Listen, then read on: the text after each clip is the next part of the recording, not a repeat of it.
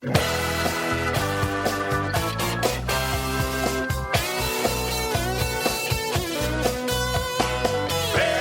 is coming, don't stand in the way. FAIRtax is coming across the USA. FAIRtax is coming, clean up this mess. We got to get rid of the IRS. Hey, hey! Hey, hey! Hello and welcome once again to FAIRtax Power Radio. I'm Bob Paxton. And as you can tell, a voice is missing. Ron is under the weather big time, so we're going to have to give him the week off here on FTPR and go back into the vault and touch on a subject that's going to be of critical importance here in the coming weeks as the national debate on tax reform unfolds. A couple of things that we FAIRtax people have got to be sure that happens. A, that the FAIRtax has a seat at the table and it's part of the national discussion. You're not hearing a lot about the FAIRtax in the media these days, but rest assured that Americans for Fair Taxation is working hot and heavy under the radar. Steve Hayes, Peggy Green Ernst are up there in Washington, and they are really pushing the FAIRtax message. So those folks up there know all about it. We just got to make sure that we keep it in the national discussion. That's why it's important that you write letters to the editor, call your local talk shows, get on some of the big national talk shows if you can.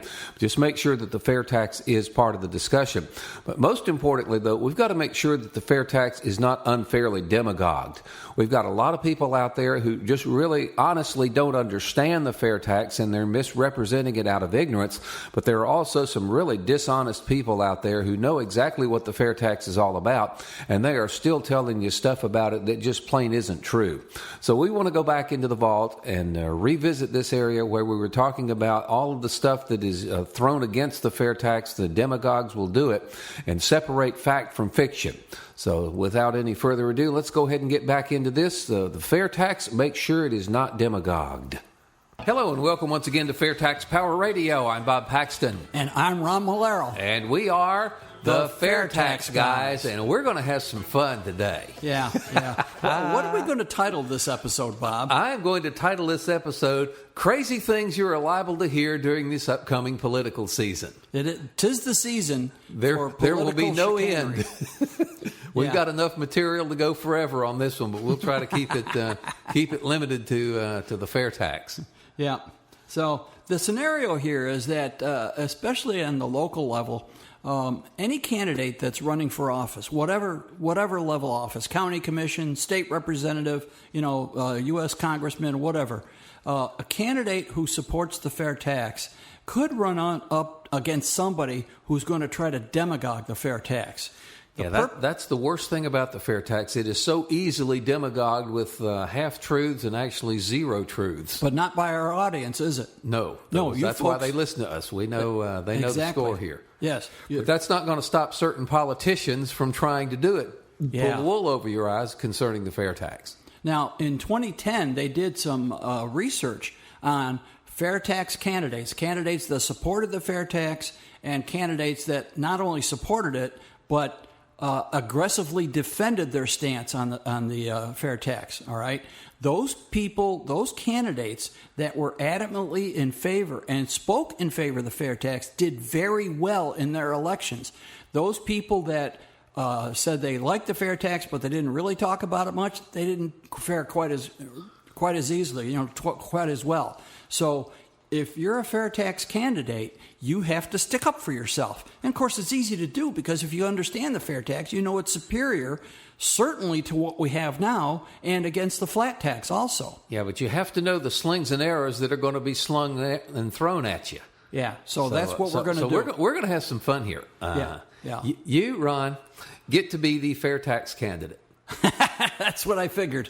And I get to sling arrows at you. Yeah. So be prepared to hear some, if not all of this, in political ads coming to you shortly. Yeah. Okay. Okay, you got your steel underwear on? Are we ready to go? Yeah, let me have it. All right. Ladies and gentlemen, my opponent wants to add a 23% sales tax to everything you buy, including groceries and medicine. That's awful. Now, if my opponent understands the FAIRtax, he knows that that's not accurate. Everything is not going to go up by 23%, okay? It's going to go up somewhat, but you're also going to have more money in your pocket. Now, apparently, my opponent favors and is just in love with the IRS. And he also loves the payroll deduction tax, which is the most regressive tax we have that hurts the working poor. Now, if my opponent really understands the fair tax, he knows that the fair tax is going to remove the payroll taxes, the income tax, and people are going to get a prebate. So, yes, although prices will go up somewhat, and we can't say exactly how much, people are going to have more spending cash. Now, what is it about my opponent that he loves the IRS so much? I mean, I just don't understand. The fair tax is going to be better for everybody. Everybody is going to have more spending power or a relative purchasing power under the fair tax. So my opponent needs to brush up on his facts. My fellow Americans, everybody knows that a sales tax is regressive. It hits the poor much harder than it hits the rich, and the fair tax is a sales tax. It is regressive. It will hurt the poor, and if you vote for me, I'll make sure that doesn't happen to you. Yes, if you vote for him, you're going to keep the IRS, you're going to keep payroll deductions, and you're going to keep all the scandals that go along with the IRS. Okay, the most regressive tax we have, as I already mentioned, is the payroll tax. All right, that hurts the people that can least afford it. People who are earning big paychecks, you got a great job and you're earning a couple $100,000 a year. The payroll tax, like FICA and so forth, that's not that big a deal for you. But for people who are just getting by, that is a big deal for them. We're going to get rid of it with the fair tax. It'll be gone. So the sales tax, a normal sales tax is regressive, a normal sales tax. But the fair tax does away with that by the prebate, okay? The prebate or the family consumption allowance makes sure that no household pays taxes on the basic necessities, or I should say that you're reimbursed. When you buy food, clothing, and shelter for your family, the basic necessities, you will be reimbursed for the fair tax you pay on those commodities, all right? Just based on the size of your household. It's very simple, has nothing to do with income. The size of your household, you got 4 people in the household, you're going to get $614 a month, all right? I don't know why my opponent doesn't like the idea of you getting another $614 a month to help you pay for those things, but that's what it is. Nobody is going to be hurt. The fair tax is not regressive. Actually, the prebate makes it progressive so that the people who spend more pay more. It's just that simple. Ladies and gentlemen, my opponent, who wants to add this 23% tax to the cost of everything you buy, also wants to create a new big government bureaucracy to deal with this thing. And I, ladies and gentlemen, am against more government bureaucracy. If you vote for the fair tax, you are voting for more bureaucracy, and that's not good. Well, if you're against the fair tax, which I assume means that you're in favor of the current tax, then you love the IRS. All right? There's no other way to put it. All right, my candidate is in love with the IRS and all the problems that go along with the IRS. And he loves the April 15th deadline.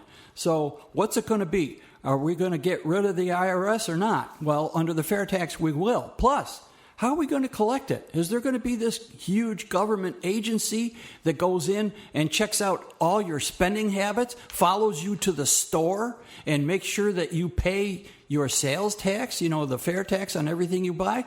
No, that's ridiculous. 45 states have sales tax right now. It's not a big deal. It's collected at the cash register or when you pay your bills online or whatever. It's collected automatically when you pay for stuff. And it's collected by the vendor, and the vendor then passes it on to the state taxing authority. And then under the fair tax, the state taxing authority collects all this stuff. It's all done by computers. And then it's passed on to the U.S. Treasury.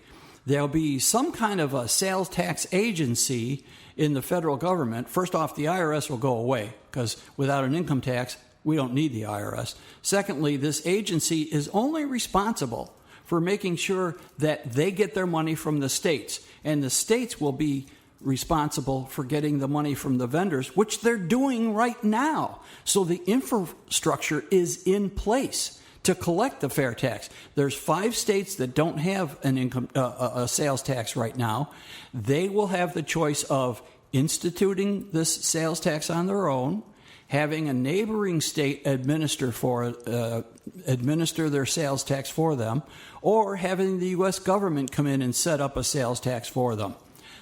I suggest you don't do the latter, based on their track record. So there will be no huge government agency. The agency will only be responsible for making sure that the sales tax money comes in. No tax returns, no IRS, no April 15th, no audits, no IRS audits. All that stuff is gone. The fair tax is so simple, it makes a fool out of my candidate or my opponent. My fellow Americans, I stand for fairness. I'm in your corner. I want to fight for you. And let me tell you, my opponent wants to reduce the corporate income tax to 0. Zilch. Nothing. Under his idea, if you elect him, corporations will not pay their fair share. They won't be paying anything at all. Vote for me. I will make sure that doesn't happen and that corporations will pay their fair share if I'm your congressman. Right. My opponent is for taxation at any level. No, under the fair tax, the corporations will not pay the fair tax on business-to-business purchases. Why? Because if they're doing that now, they have all kinds of compliance costs, the cost of the tax code itself, the cost of researching the tax code to make sure they're taking every legal loophole and exemption that's out there. All that stuff is very expensive for them, and who ends up paying for it, my friends? You and I do, and everybody knows that, all right? So those people that say that corporations must pay their fair share are being disingenuous, all right? Because every time a company bears an expense for doing business, it gets rolled into the price of the product, or they have to cut expenses like reducing labor, so somebody loses their job, or they reduce dividends to the shareholders, so a person gets less money. No matter how you slice it, when you add an expense or a tax to a corporation, it is people who end up paying for it. Always and forever. That's the way it's going right now. So we're going to make it simple. Business-to-business purchases under the fair tax will not be subject to the fair tax. The fair tax will always be paid by the final consumer. Because in a way, in effect, that's what's happening now.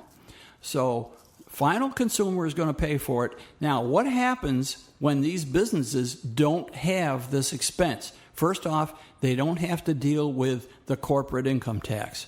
Secondly, they don't have to deal with complying with the tax code. There's a whole bunch of tax accountants and so forth that they're not going to need. Those people will have to find gainful employment doing something constructive. But corporations are going to find themselves with a windfall. All right? So they're going to create more jobs. They're going to give salary increases. They're going to do research and development maybe. They're going to have some extra cash with which to build their business. Because if you're in business, you want to build your business. That's the way it goes. So the corporations, well, you could say that the corporations don't pay their fair share no matter what politicians say. All right? So the fair tax just makes it simple. Under the fair tax, corporations will not pay the fair tax on business-to-business expenses. The final consumer will. Corporations are going to expand. Jobs are going to expand. The economy is going to grow. It's going to be very good. And there's a lot of research to prove this. Ladies and gentlemen, you have just heard my opponent. He is clearly in the hip pocket of big business and big corporations. He's going to give them this huge windfall, not make them pay any taxes at all, and I guarantee you that those corporations will not reduce their prices. They will continue to gouge you. Vote for me, and that will not happen. That's right. Vote for my opponent, and he'll keep the taxes right up there, okay? Under the fair tax, as I said, There will be no business-to-business taxes charged. There will be no income tax to comply with. There will be no compliance costs. And yes, expenses for corporations are going to come way, way down. Their paperwork is going to reduce between 80 and 90%. That's a huge savings, all right? So apparently my opponent thinks that they're going to take this savings and they're going to take it to their giant corporate mattress and stuff it under there. All right? They're not going to reduce, because he's saying they're not going to reduce their prices. They're just going to keep that money and hide it from us. All right? That's not the way a business works. Okay? A business has to stay competitive. If two businesses are making windows and they both get a windfall under the fair tax, and one decides to keep their prices high and take the extra profits, and the other one decides to lower their prices and thereby gain a competitive edge in the market, guess what's going to happen? The company that's selling similar quality but a less expensive product is going to gain market share, and they're going to have a huge advantage. And then the other company that thought they were going to make a killing by keeping their prices high, they're going to scramble. And you cannot escape the competitive market forces. All right? Competition will dictate what happens to these companies. Now, a company might choose to invest in research and development. They might want to give their employees a better pay package and benefit package. They might want to reduce their price. They're going to do what's best for the company, but they're going to decide based on competitive market forces, not on some government bureaucrat. Okay? So under the fair tax, corporations are going to be unleashed, and they're going to have a lot less to worry about with the IRS and tax returns and record keeping and compliance costs. All that stuff is going away. And it's going to be a great day in America because corporations are going to expand. They will, if necessary, they will reduce their prices, or they'll invest it in research and development. They're going to do what it takes to stay in business and maintain a profit, because if they can't stay in business, if they can't make a profit, there's no point in staying in business. So, yes, they will reduce their prices because there's competition. We just can't think of them as one giant corporation across the United States. There are millions of corporations, and they will do what's necessary to stay in business. Now, ladies and gentlemen, my opponent who supports this cockamamie tax scheme that is going to be fraud, just rife with fraud if this my opponent has his way with the tax system. If you do not like government abuse and waste and fraud, vote for me. Well, I'd like to see the news reports on the current state of fraud in the state sales taxes. All right, we got 45 states that have a sales tax. Where are the constant stories how people are avoiding the sales tax at the state level? Where are they? I haven't seen any. I've seen a lot of stories about abuse by the IRS. I've seen a lot of stories about Congress people submitting bills to modify the tax code. All right. I've seen a lot of stories about civil asset forfeiture, where the IRS swoops in and takes your money because they think you're making deposits, cash deposits illegally. Where are the stories about the sales tax fraud going on? Where are the stories about somebody who goes into one of these big box stores, Target, Sears, Walmart, and they go up and buy a TV, and they slip the guy a $5 and say, "Hey, don't tally up the tax on this, will you?" That's not going to happen. You'll be laughed out of the store. All right, there is no fraud. It's very, very difficult. Now, if you want to talk about fraud, the current income tax is the king and queen of fraud. I mean, there is a tax gap of close to $600 billion. $600 billion. That's taxes that are supposed to be paid to the IRS, but they're not, because people are able to avoid it. I shouldn't say avoid, evade it. That's tax evasion. Talk about fraud. And then the IRS admits that their computers there's attempted hacks on the IRS computers 1 million times a day trying to get your basic information, Social Security number, name and address.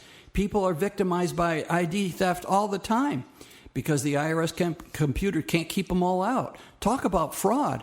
We have the income tax is the best source of fraud right now. A sales tax is very difficult to defraud. How do you do it? You go up to the store, you buy something, you pay it, you walk out of the store with your item. That's it. It's that simple. Ladies and gentlemen, listen. My opponent, again, wants to add a 23% tax to the cost of everything you buy, again, including groceries and medicine. That is going to create a vast underground economy. The government is going to not get the money that they need to operate. We cannot have this happen. And if you don't want that to happen, vote for me. Yeah, this underground economy, I'm not sure. We have several, like I said, we have 45 states that have a sales tax right now on new items. Where's the underground economy? All right. What we do have under the current system, under the state sales taxes, you have an item that is purchased and you pay the state sales tax on it. Let's say a car. You buy a new car and you keep it for 3 or 4 or 5 years and then you sell it to somebody, maybe a relative, maybe somebody else. And when you sell it, you have to collect the sales tax on that again and send it to the state. So there's double dipping right now. All right. Under the current system, you're not going to have that situation. The sales tax is so simple. Where are these great underground economies? Are you going to go buy groceries in an underground economy? If you want to buy a new car, you're going to go to some sleazy, midnight rendezvous with somebody to buy a car? No. I mean, this underground economy is a myth. We already have all this structure in place, and the sales tax is not going to make it that big a deal. You'll see almost no difference. And keep in mind, as we said before, not only will you have to deal with the sales tax, but you're going to get the prebate and increased income change in your pocket. So buying stuff is going to be a lot easier under the fair tax. There's not going to be this underground economy. That's a myth, and it's completely unsubstantiated. I think my candidate is playing fast and loose with the facts here. My fellow Americans, we must keep the promises that we have made to our seniors. Seniors that are dependent upon Social Security and Medicare for their very existence. This cockamamie tax scheme that my opponent favors would end Social Security and Medicare. I will not let that happen. Yeah, well, actually, if my candidate or my opponent here had actually done his homework and read the fair tax bill, which, by the way, is only about 130 pages, double spaced. All right, it's not one of these multi-$1,000 pages. All right, it says in the legislation that a certain percentage, right around 35% of the proceeds from the fair tax must go to Social Security and Medicare. Now, think about this. You make a purchase, whether it's for a jackknife or a new TV or a new car or a new house, whatever it is. You make a purchase, the seller collects the fair tax on that, passes it on to the state, passes it on to the federal government. About 35% of the fair tax collected on that item must go to Social Security and Medicare. That means every time somebody makes a purchase of a new product or a service in this country, they are supporting Social Security and Medicare. Now, right now, who pays for Social Security and Medicare? The people that get a paycheck, the people that get a W-2, all right? They're the only ones supporting Social Security and Medicare. The people who have investments and get dividends from those investments, they're not paying Social Security, not paying it at all. So a lot of people are escaping Social Security, supporting Social Security.